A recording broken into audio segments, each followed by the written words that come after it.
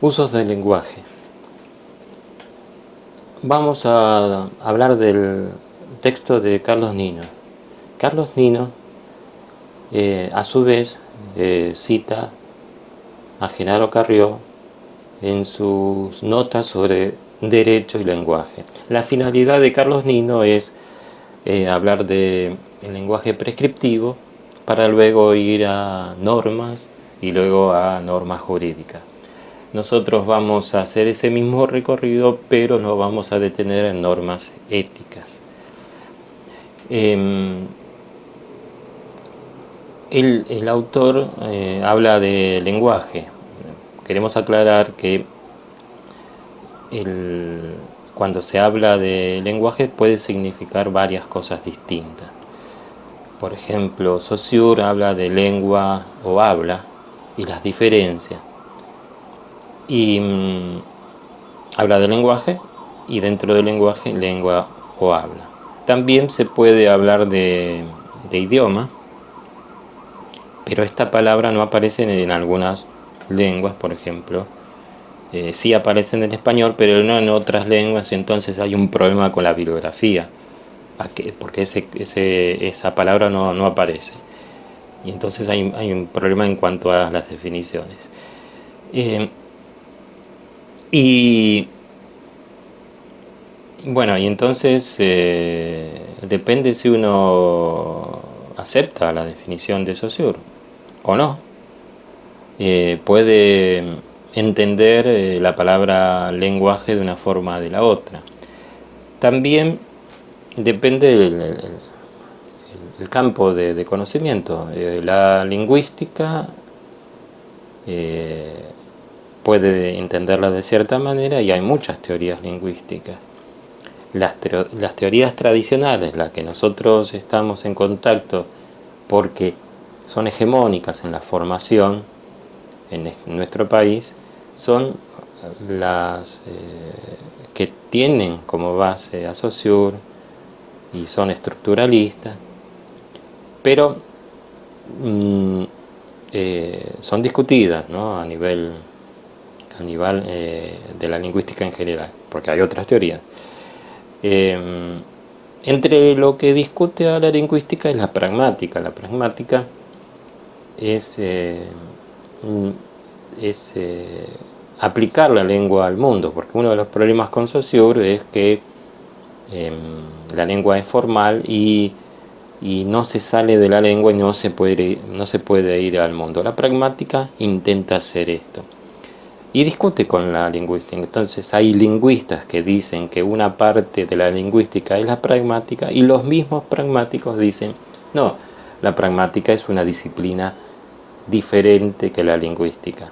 A su vez, la sociolingüística también parte de la crítica de la lingüística en general, o sea, identifica las cosas que no puede hacer y propone una disciplina alternativa que es la sociolingüística.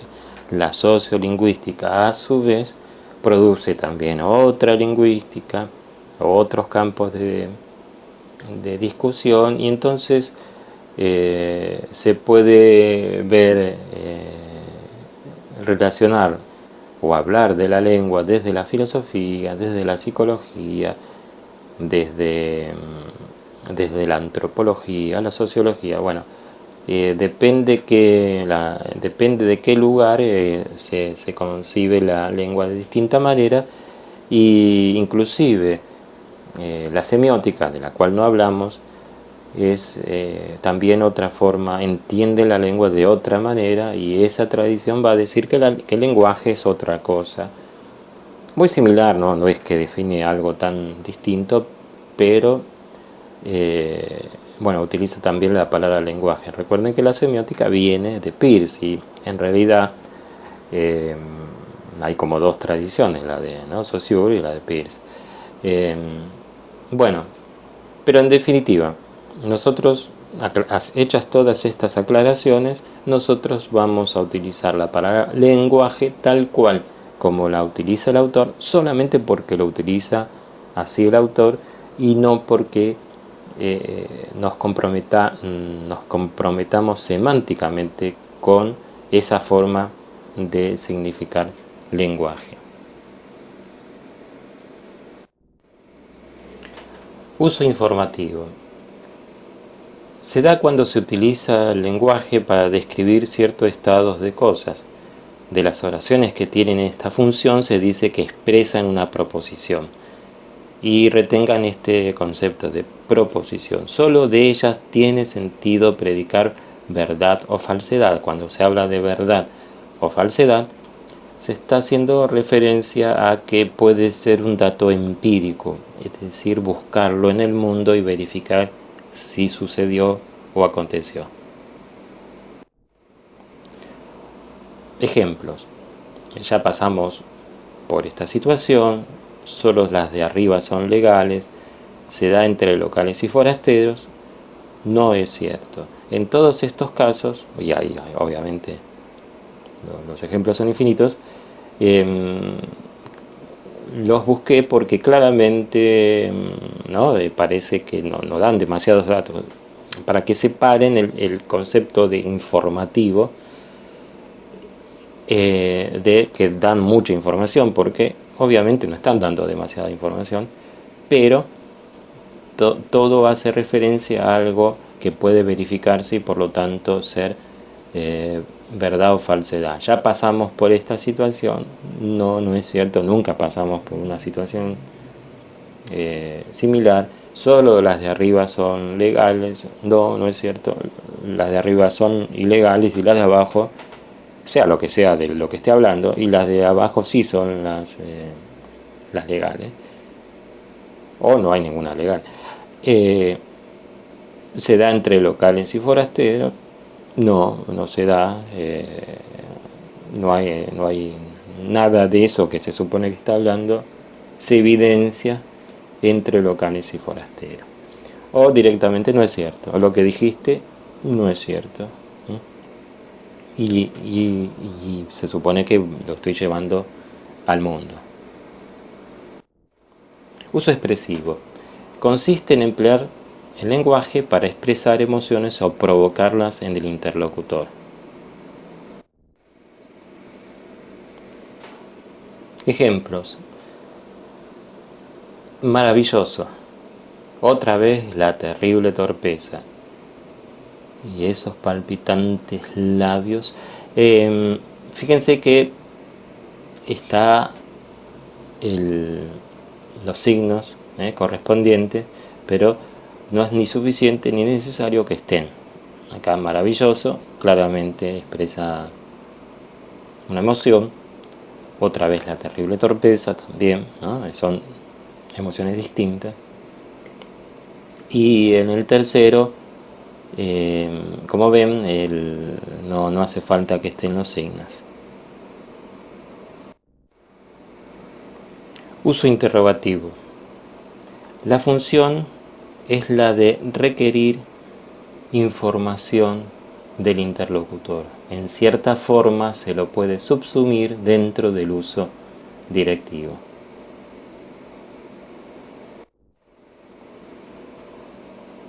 ¿Cuál es finalmente tu elección?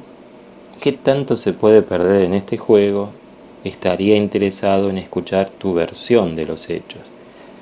Acá hacemos lo mismo.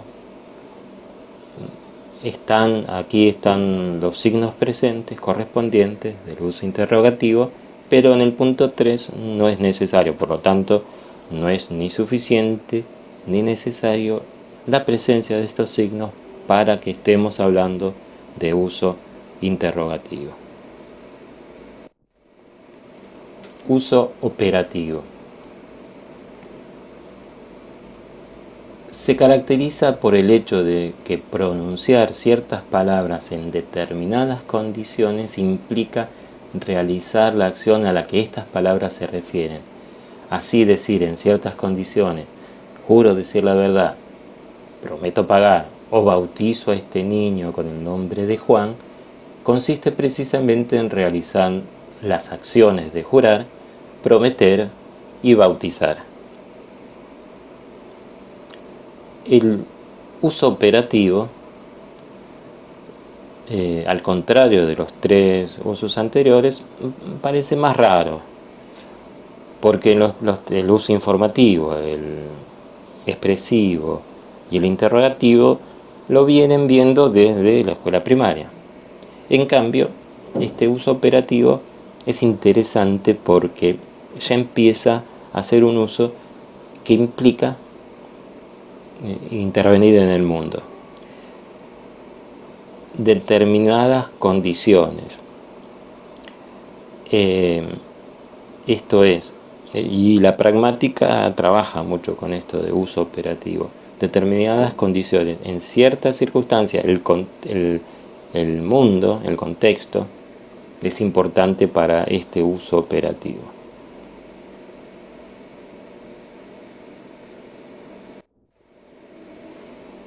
Uso operativo, ejemplos. Prometo regalártelo cuando termines tus estudios. Estoy prometiendo. Esto no, pero lo anterior lo afirmo. Estoy haciendo dos cosas, afirmando y negando. Esto no, pero lo anterior lo afirmo. Y en el punto 3 te nombramos capitán del equipo. Uso directivo. El que habla se propone dirigir el comportamiento de otro, o sea, inducirlo a que adopte un determinado curso de acción. Acá hay una relación entre el que enuncia y el interlocutor, el receptor. Se supone que se utiliza el lenguaje para que el receptor modifique su comportamiento.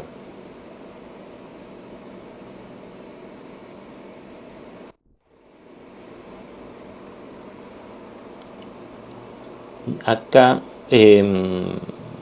vamos a preferir hablar de uso directivo porque también se llama prescriptivo, pero la palabra prescripción la vamos a tratar de utilizar para que no se confunda, nada más una cuestión práctica, no se confunda porque también vamos a utilizar prescripciones y luego normas prescriptivas. Entonces vamos a diferenciar el uso directivo como si fuera un conjunto y después dentro del uso directivo prescripciones y finalmente como una característica de un tipo de norma prescriptiva.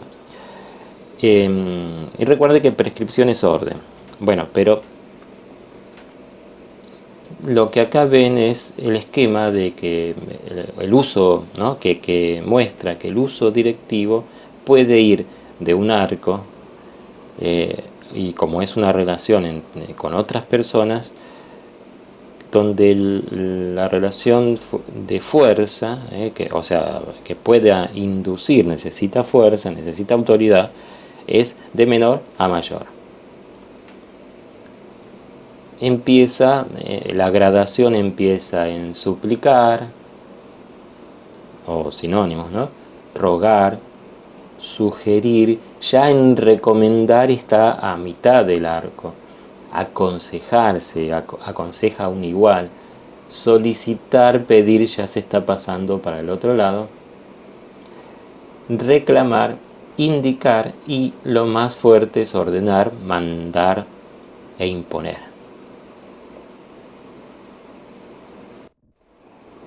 A estas tres formas les vamos a llamar prescripciones.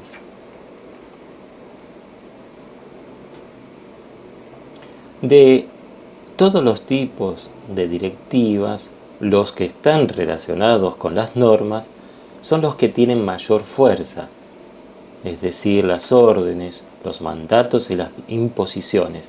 A estas directivas muchas veces se las llama prescripciones, naturalmente con un sentido más estricto del que es equivalente a directiva. Esto dice Nino y eso es lo que acabo de explicar. Las prescripciones u órdenes se caracterizan por una superioridad del sujeto emisor respecto del destinatario. Esa superioridad puede ser física, por tener posibilidad de infligir daño al destinatario, o moral, en un sentido amplio. Un ejemplo de orden basada en una superioridad física es la del asaltante con relación a su víctima.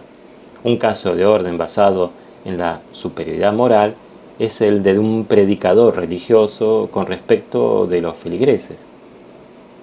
Casos en los que a veces se da superioridad física y otras moral, y frecuentemente ambas, son el del padre respecto a los hijos o el del legislador en relación a los súbditos, ¿no? Porque el legislador, en la ley, en la norma, también hay un castigo, una posibilidad de castigo, y hay una obligación y el Estado interviene. Cuando una directiva es una prescripción en sentido estricto, el emisor no supedita el cumplimiento de la directiva a la voluntad del destinatario, como en el caso del consejo, la súplica o el pedido.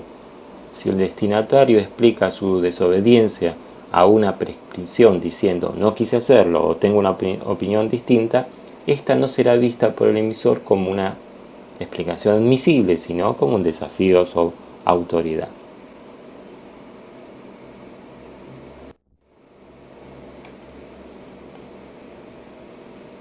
Por otro lado, las oraciones directivas se caracterizan porque, a diferencia de las aserciones y al igual que las demás oraciones no afirmativas, de ellas no tiene sentido predicar que son verdaderas o falsas.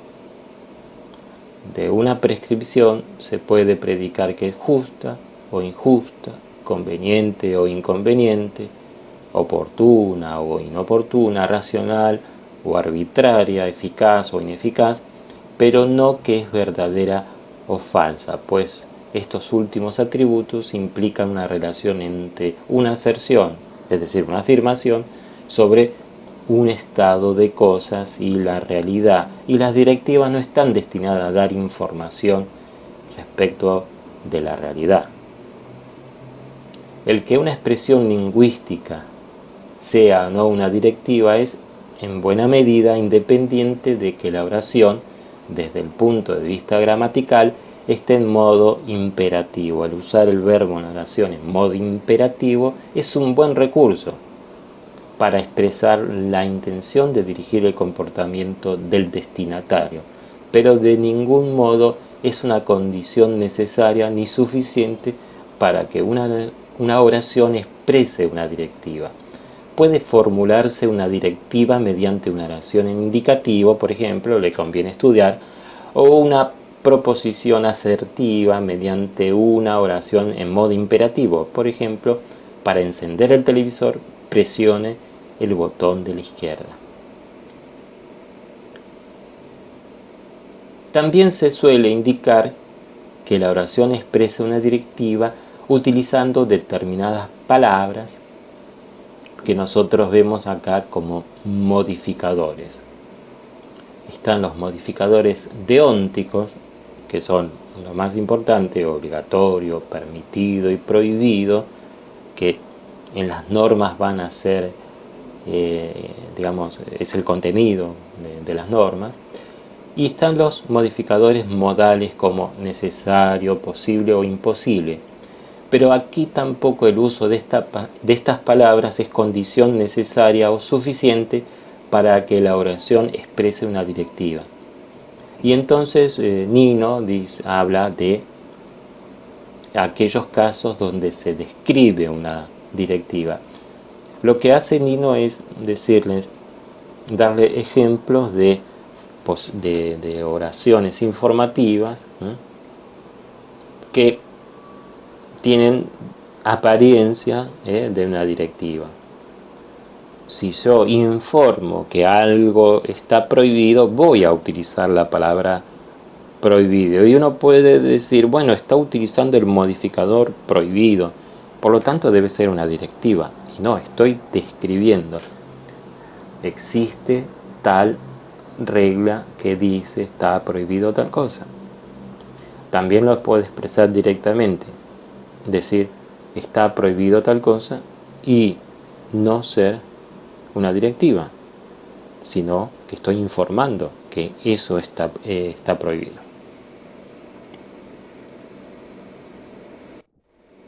Vamos a los ejercicios y acá vamos a explicar todo lo que anteriormente hicimos aclaración.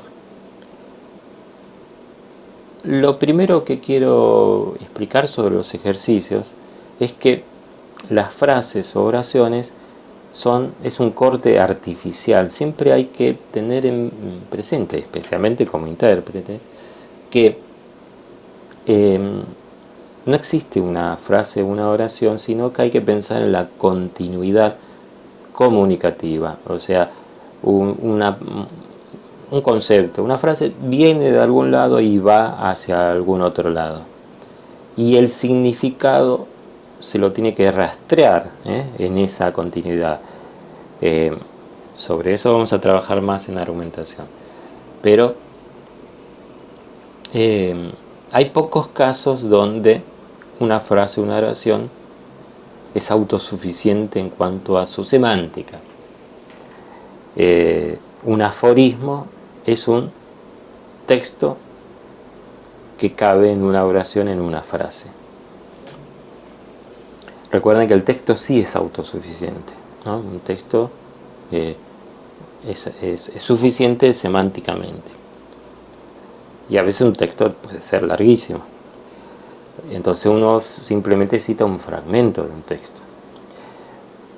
Y con eso, con los problemas semánticos que eso implica. Pero una oración solamente es autosuficiente en algunos casos, como el aforismo. Los refranes también es un ejemplo de oración texto. También los eslogans. Pero no pasa más allá de eso, ¿no? Los chistes y todo eso también, que son autosuficientes. Los chistes rápidos, ¿no?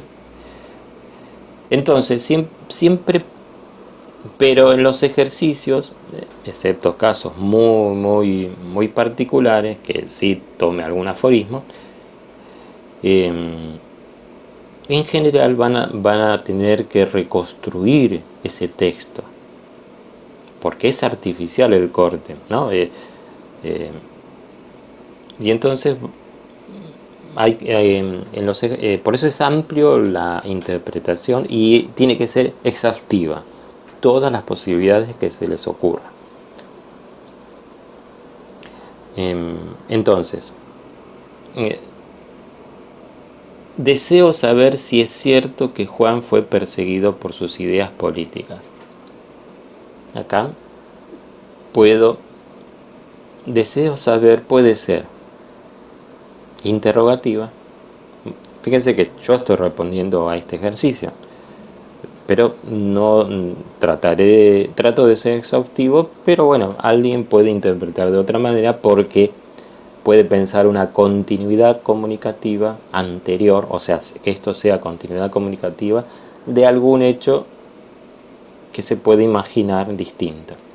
Entonces, digo, yo le pregunto a alguien y digo, deseo saber si es cierto que Juan fue perseguido por sus ideas políticas.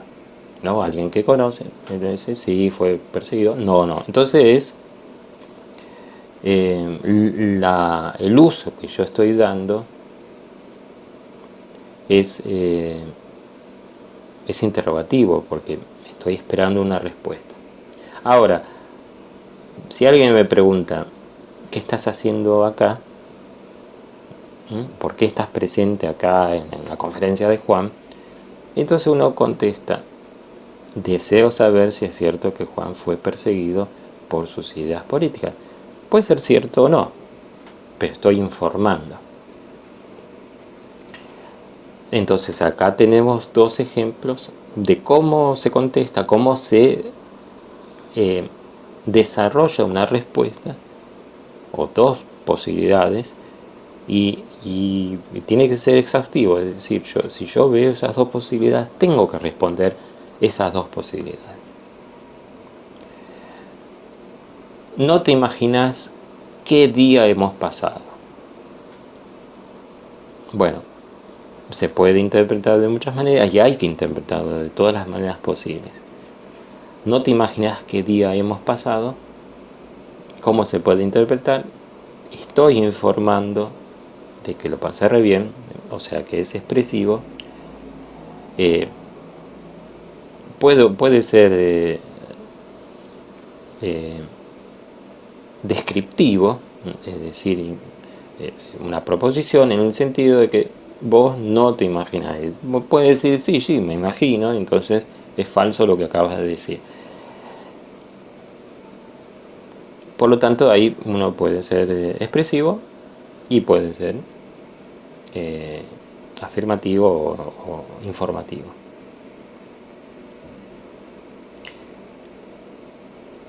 En C, me gustaría que fueras más cuidadosa. Puede expresar un deseo o puede indicar ¿no?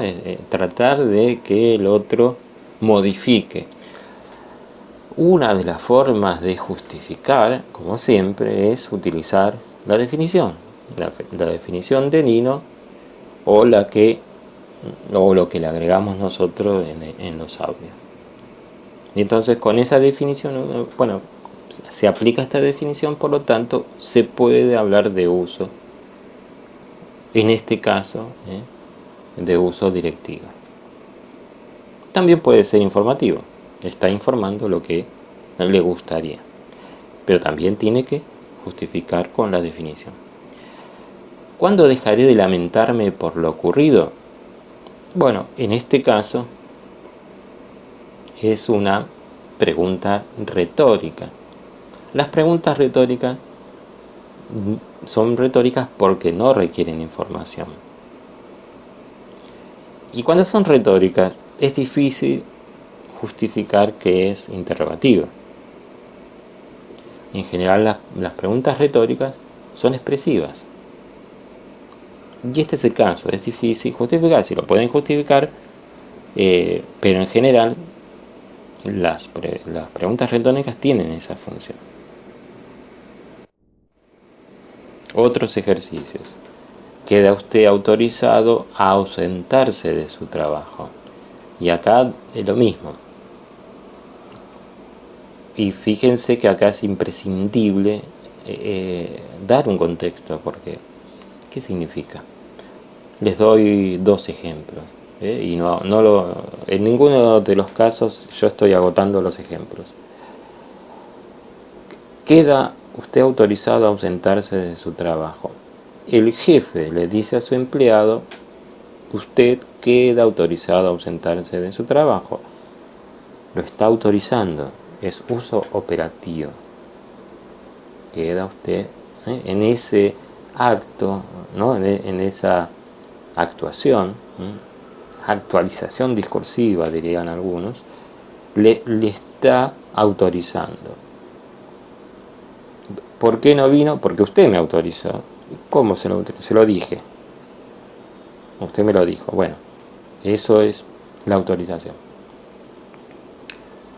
Pero imaginen que es otro ejemplo. Pongamos al mismo jefe y al mismo empleado, pero el jefe le dice, mire, leo en las disposiciones de la Dirección General que usted queda autorizado a ausentarse de su trabajo como respuesta a algún trámite un pedido que usted hizo la semana pasada. ¿Y entonces qué está haciendo el jefe? Informando de una disposición, de que está efectivamente autorizado, pero no lo está autorizando él, sino está informando que hay una autorización, y eso es informativo. Está prohibido pintar esta pared. Acá tenemos algo similar. Está prohibido pintar esta pared, puede ser expresivo porque está enojado, es decir, alguien le indica a a muchachos que están por pintar la pared de su casa, ¿no? Está con la lata de pintura y el aerosol, y dice, no, está prohibido pintar esta pared. Pero también puede ser una directiva, porque aparece la palabra prohibido, ¿no?, el modificador. Pero acá hay que preguntarse, ¿puede tiene esa autoridad, puede dar esa orden? Distinto es si es algo emitido, por ejemplo, por un intendente, ¿no?, que dice, bueno, está prohibido, se enoja y dice, bueno, a partir de ahora está prohibido pintar esta pared. Tiene la autoridad. Y entonces, en ese momento, está haciendo una prescripción, ¿no?, una directiva. Está prohibido pintar esta pared. También puede ser uso operativo, fíjense, o informativo, o sea, el vecino le está diciendo a los que le están por pintar su pared, dicen, muchachos, no pinten acá porque está prohibido. O sea, les informo que hay una prohibición y yo los voy a denunciar y ustedes van a tener que pagar una multa. Juraría que dije esto antes. Jurar es un típico verbo operativo, juro decir la verdad. Pero la definición dice en ciertas condiciones, y esas condiciones es que la conjugación sea en presente del indicativo. Y acá hay un condicional. Y entonces no es un operativo. Acá sería un error decir, bueno, es uso operativo porque está jurando. No está jurando porque no lo está diciendo en presente del indicativo, juro que dije esto antes, sino juraría. Y entonces puede ser, uno podría argumentar. Recuerden que esto depende de los recursos que uno tenga para argumentar y justificar. Uno podría argumentar que está informando de que eso lo hizo antes, y entonces el interlocutor le podría decir, no, nunca lo dijiste.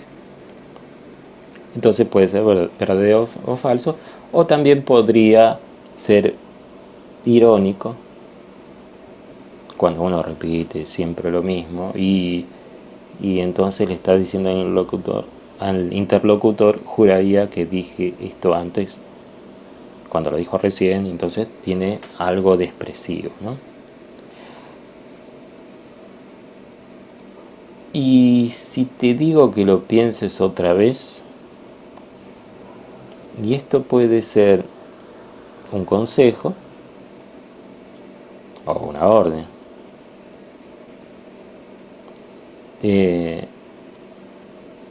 también puede ser una pregunta, depende cómo se pueda justificar. Entonces queda claro el trabajo es amplio, y lo que acá se pide es que logren identificar, utilizar las definiciones y su imaginación de la continuidad comunicativa para clasificar. Y entonces acá lo importante es la relación entre lo que ustedes pueden reconstruir, la continuidad comunicativa, y la utilización de las definiciones para identificar los diferentes usos del lenguaje. El texto, la parte del texto de Nino que habla de usos del lenguaje, termina con estas dos afirmaciones. No toda prescripción es una norma, ni toda norma es una prescripción. Y acá deja abierto para hablar de normas, que va a ser para nosotros también, y así por eso termina el video así, nuestro próximo tema.